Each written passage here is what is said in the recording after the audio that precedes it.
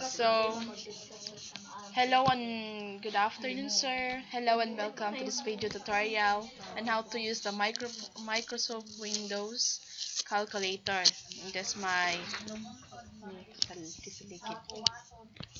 then I'm going to show how to copy calculations made on the Windows calculator here and paste the result into the notepad document on my left side. So, as you can see, the notepad is open the left side of my screen and the calculator here on the right. So, for this demonstration, let's just perform a simple subtraction problem using this calculator. Enter the current year, which is 2017. Then subtract the year when I was where I was born. Subtract in 1996, the year that I was born. Then click equal. Then here the result is,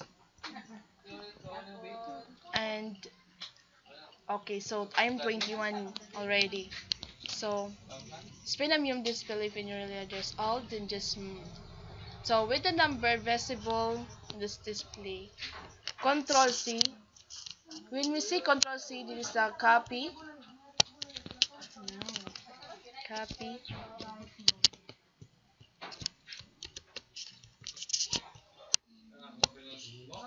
Let's copy the number 21. No, wait.